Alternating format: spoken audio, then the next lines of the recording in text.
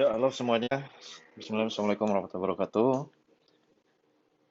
Materi video kita hari ini saya akan bahas ya, saya lanjutkan dan mulai masuk ke pokok inti bahasan kita yaitu bisnis model.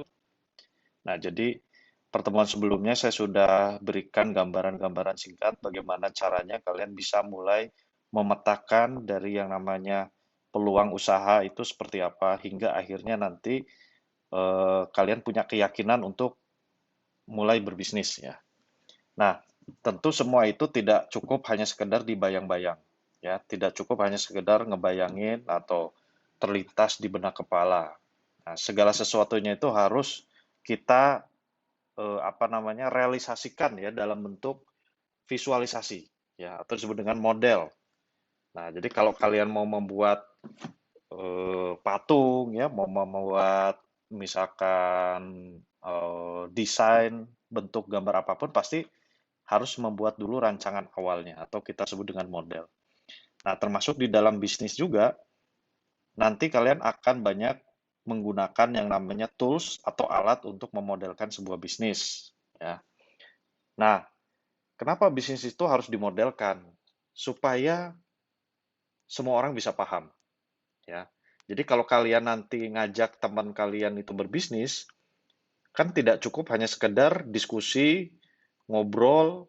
Nah, itu pasti akan lupa lah ya karena tidak punya standar.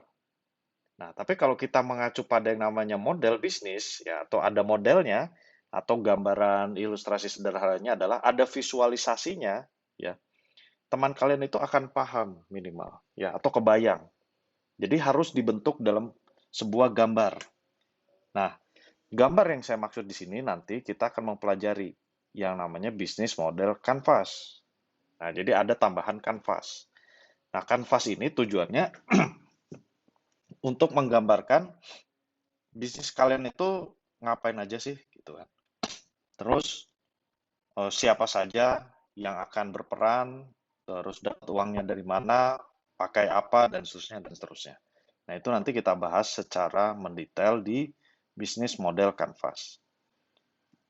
Nah, sebelum saya bahas lebih dalam, kita akan coba baca secara singkat ya, yang namanya bisnis model itu adalah sebuah arsitek atau blueprint seperti sebuah bangunan.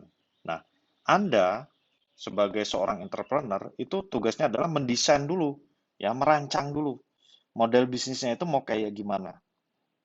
Kenapa harus dirancang? Karena kaitannya pasti dengan orang lain, ya. Kalau kalian misalkan hanya sekedar buat bisnis yang memang kalian sendiri yang terlibat, ya rasa-rasanya mungkin nggak usah serumit ini gitu ya. Misalkan kalian mau bikin usaha jualan pecel lele, bubur ayam, bakso, nah mungkin tidak perlu serumit ini. Tapi tidak ada salahnya, ya. Tidak ada salahnya. Supaya apa? Supaya kalau kalian nanti ingin berencana mengembangkan bisnis, itu sudah kebayang dari awal, ya. Nah, itu bedanya kalau kita membuat bisnis dengan sebuah perencanaan dan tanpa perencanaan. Ya memang kalau kita sudah terbiasa membuat bisnis atau sudah profesional, sudah kalian itu sudah nggak aneh lah dengan yang namanya bisnis ya. Alangkah lebih baik kalau direncanakan.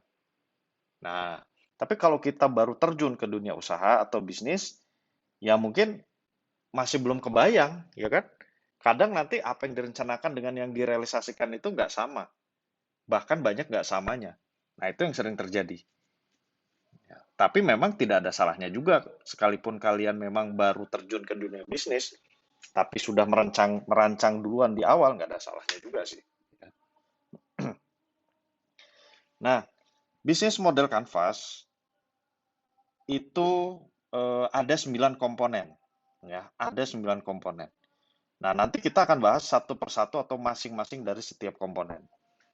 Walaupun kalau kita bahas secara menyeluruh, itu waktunya tidak akan cukup, ya, karena sangat-sangat kompleks. Nah, yang pertama itu kita bisa mulai dari mana saja sebetulnya ya, tidak ada patokan. Namun saya biasanya memulai segala sesuatunya itu dari customernya dulu. Nah, ini ada customer ya. Karena customer inilah yang akan kita layani kan. Nah, kalau kita sudah jelas siapa customernya, baru kita berangkat ke value. Nah, value inilah yang nantinya akan kita gunakan, ya, akan kita gunakan untuk memetakan apa sih yang mau kita berikan buat customer. Nah, nanti kita bahas lebih detail ya. Nah, oke, saya lanjutkan. Ada value, ya, value provide. Nanti ada revenue, ya, uangnya dari mana. Terus ada cost, biaya yang keluar itu apa saja. Terus key activities, ya, aktivitas kerja kita itu ngapain aja. Key resource, ya, kita punya sumber daya apa saja. Key partner, kita ada kerjasama dengan mana saja. Terus ada customer relationship, ya kan? Gimana cara kita menjalin hubungan dengan customer. Lalu ada channel. Nah, channel ini bagaimana kita menyampaikan atau bagaimana si value itu dapat dirasakan oleh customer. Nah, nanti kita akan bentuk gambarnya seperti ini, ya. Ini adalah salah satu gambar bisnis model canvas. Nah, jadi bentuknya gambar ya, visual. Dan ini akan sangat-sangat mudah difahami menurut saya. Jadi kita punya sebuah bahasa pemersatu ya saya sebutnya itu. Jadi bahasa yang seragam. Orang awam sekalipun kalau kita jelaskan dengan bisnis model canvas, itu niscaya lebih mudah ya. Ketimbang kalian hanya sekedar ngomong doang tanpa ada gambaran atau visualisasi apapun. Nah, tapi kalau pakai gambar bisnis model canvas, minimal itu nanti kebayang ya, ada gambaran kira-kira seperti apa. Nah, bisnis model canvas ini sebetulnya sudah sangat lama ya, sudah cukup populer digunakan baik oleh bisnis yang skala kecil maupun baik bisnis yang skala besar. Dan bisnis model canvas ini bisa digunakan untuk bisnis yang sudah berjalan. Jadi tidak hanya bisnis yang baru mau dibuat, tapi yang sudah berjalan pun bisa. Seumpama kalau kalian menemukan sebuah perusahaan atau bisnisnya yang mandek, ya, atau memang nggak maju-maju atau mengalami kebangkrutan, nah coba dianalisa ulang atau digambarkan ulang menggunakan bisnis model canvas. Itu nanti masalahnya bisa ketemu, ya, bisa ketemu. Kenapa? Karena nanti kita mencari akar masalahnya apa. Apakah layanan yang kita berikan ke konsumen itu kurang pas, ya, atau channel kita menyampaikan produk kita juga kurang pas, ya, atau biayanya ada yang terlalu besar. Nah, itu nanti terpetakan, ya. Dan ini menjadi sebuah wadah diskusi, ya. Jadi tempat kita diskusi, sharing dengan stakeholder, ya. Stakeholder itu para pemangku kepentingan, manajer, direktur, ya. Nah, gambar yang akan kita pakai nanti kurang lebih seperti ini. Ya, gambarnya tidak akan bentuknya 3 dimensi, tapi gambar 2 dimensi kurang lebih seperti ini. Jadi nanti kalian harus selesaikan dulu satu persatu ya, di list customer itu siapa aja, value-nya apa saja, ya, terus key activities. Nah, ini ada penjelasan-penjelasan singkat ya. Customer, who you help, terus how you help, ya. Nah, ini nanti kita bahas lebih mendetail satu persatu.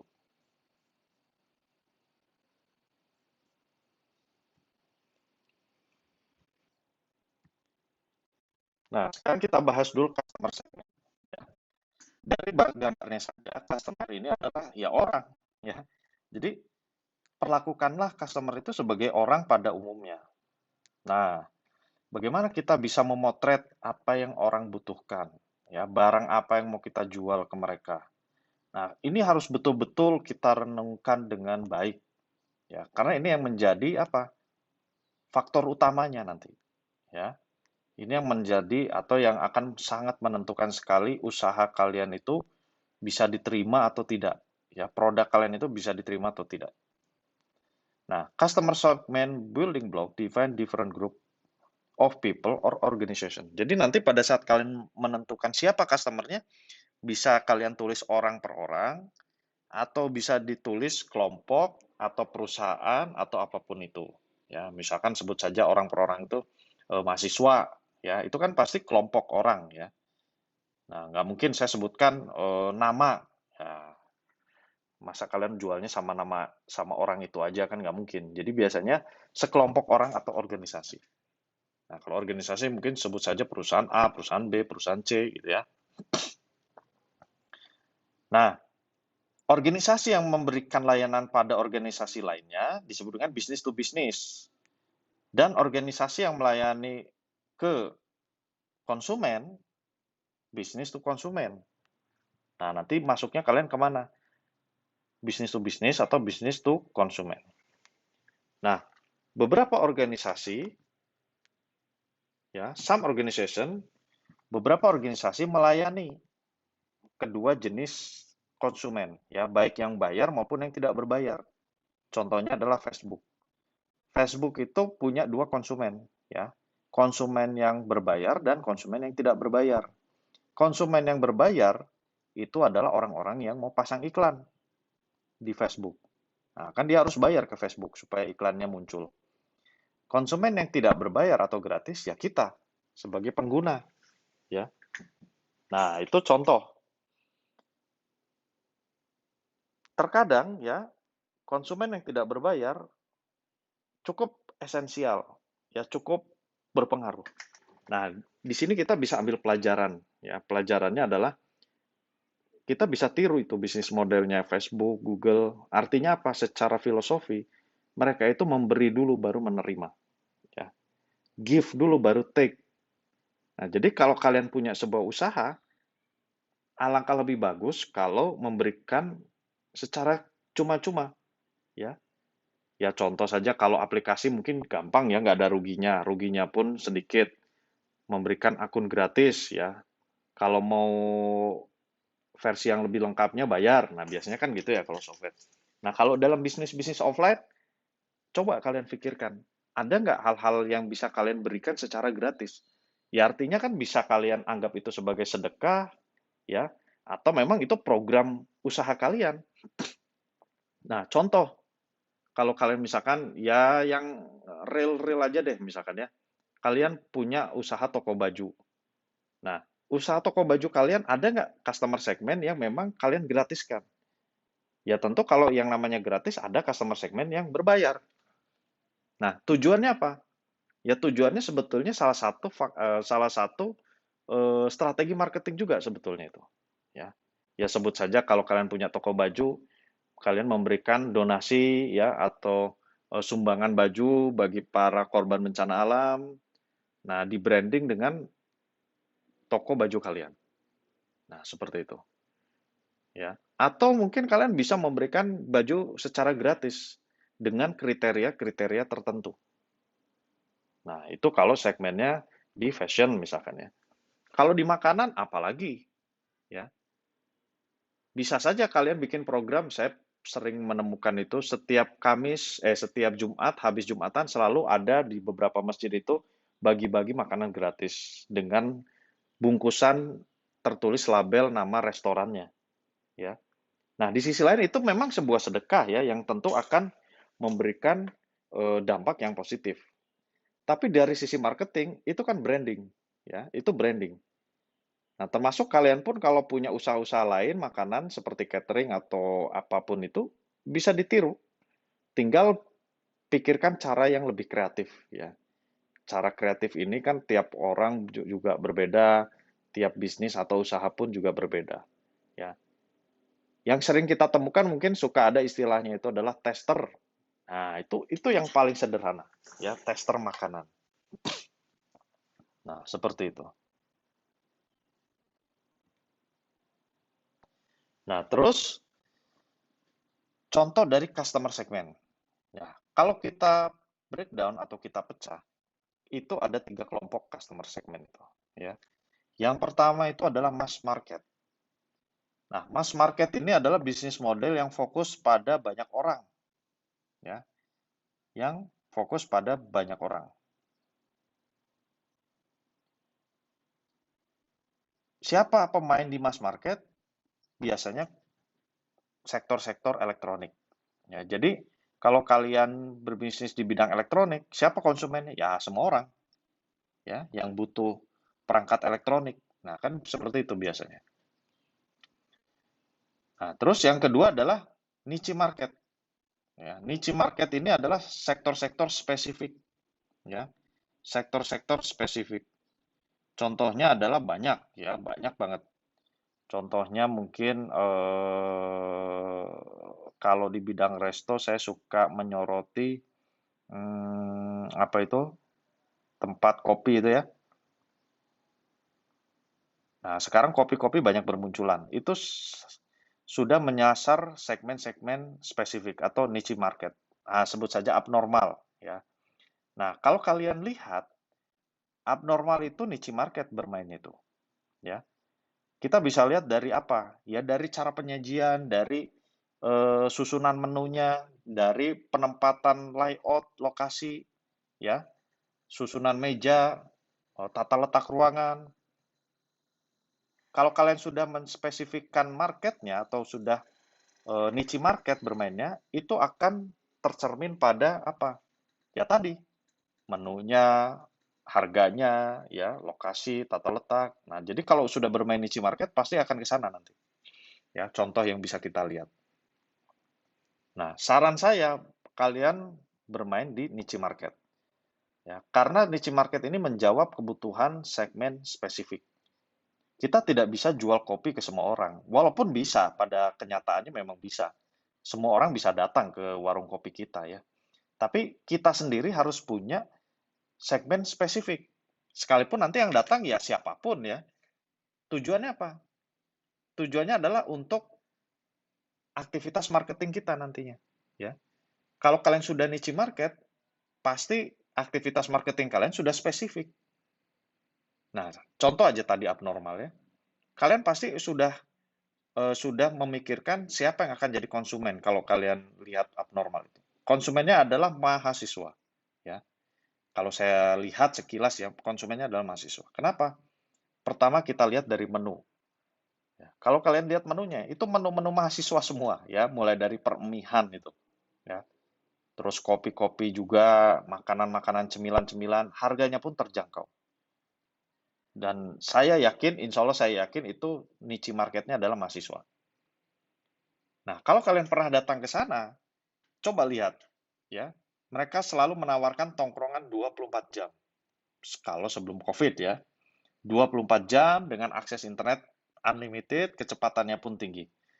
Dan colokan di mana-mana. Nah, itu kan mahasiswa banget, ya. Otomatis dia akan mencari tempat-tempat ya tidak jauh dari apa namanya pusat-pusat pendidikan, ya. Ya walaupun ada saja ya orang-orang kantoran yang datang, itu mah nilai lebihnya, ya. Itu adalah nilai lebih. Tapi kita sebagai sebagai pemilik bisnis, ya fokus marketing kita itu ya niche, ya. Niche itu maksudnya spesifik. Siapa yang jadi segmen konsumen kita, ya.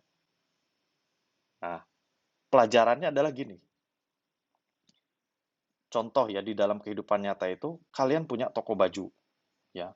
Pernah nggak kalian perhatikan, sekalipun toko baju itu menjual berbagai macam baju, tapi kalau yang ditampilkan di depan itu cuma satu atau dua jenis. Nah, itu contoh sederhana, ya. Satu dua jenis itu kan yang menjadi daya tarik orang. Ya, siapa sih yang akan melirik jenis baju ini? Ya, sekalipun ketika masuk ke dalam menyediakan berbagai macam jenis ya, aksesoris ya kan, tidak hanya baju. Nah, tapi ada daya tarik utama ya, ada daya pikat utama. Karena kalian tidak punya banyak waktu, tidak punya banyak apa? Tidak punya banyak sumber daya uang ya, sumber daya orang untuk bisa menyasar banyak jenis market, banyak jenis konsumen maksudnya itu. Fokuskan aja dulu salah satu, ya. Sekalipun kalian toko kelontong, jangan menyediakan, oh kami menyediakan apa namanya segala macam.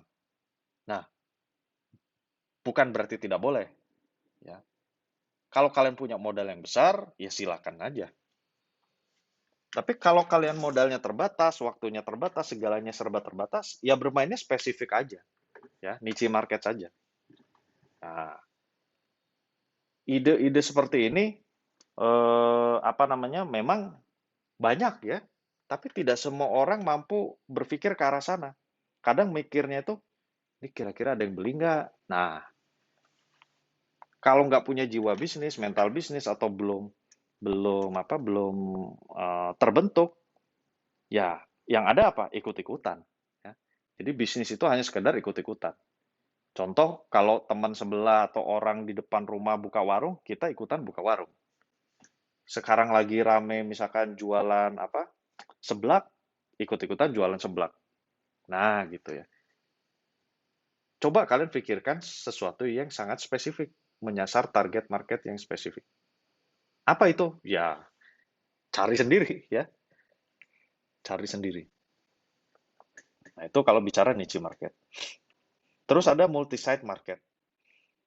Multi-site market ini menangani dua jenis konsumen, ya. Yang pertama itu adalah contoh ya, ini contoh. Contohnya itu adalah kartu kredit. Kartu kredit ini konsumennya adalah pertama si peminjam ya, yaitu orang yang punya kartu kreditnya. Yang kedua adalah tempat-tempat perbelanjaan. Ya, makanya kalian sering lihat suka ada promo-promo di beberapa tempat makan menggunakan kartu kredit ini.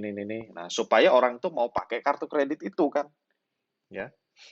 Sekarang kebayang kalau kita contoh punya 3 kartu kredit, ya. Sebut saja nama banknya BCA, BNI, dan Mandiri. Bingung kan mau pakai kartu kredit yang mana? Nah, kalau perusahaan kartu kredit itu nggak kerjasama dengan tempat-tempat perbelanjaan, tempat-tempat makan, ya dia hanya berharap seadanya, ya. Nah, tapi kalau sudah kerjasama, misalkan makan di apa namanya di food court Trans Studio Mall menggunakan kartu kredit Bank Mega misalkan ya, gratis makanan seharga 50.000. Nah, orang kan pasti akan milih, ah udahlah, pakai kartu kredit Bank Mega aja. Nah, itu kan salah satu contoh. Jadi ada dua jenis customer segment atau sebenarnya multi-site market. Kalau ini sih agak sedikit kompleks ya. Ini agak sedikit kompleks. Biasanya perusahaan-perusahaan besar. Tokopedia itu masuknya multi-site market. Dia menangani penjual dan dia menangani pembeli. Ya, makanya disebut dengan customer to customer itu. Jenis bisnis modelnya itu ya. C2C. Nah, nah, jadi yang perlu diperhatikan tentang customer adalah customernya berbeda, mungkin perlu penanganan yang berbeda dalam hal value. Value itu apa yang mau kita berikan ke mereka, ya. Nah, nanti kita bahas setelah ini adalah value. Yang kedua itu adalah channel. Ya, channel itu nanti kita mau berkomunikasi dengan customer kita itu lewat apa? Lewat website, lewat telepon, lewat sebuah toko offline, ya. Terus relationship-nya seperti apa? Ya, cara kita berkomunikasi. Nah, terus juga ada customer yang bayar, ada yang tidak, tadi yang saya sudah sampaikan, ya. Terus juga organization often earn far more from one customer group than from other. Jadi terkadang ada yang di satu sisi itu bayarnya lebih mahal dan di customer satunya bayarnya lebih murah. Nah, itu yang perlu nanti kita detailkan di customer, ya.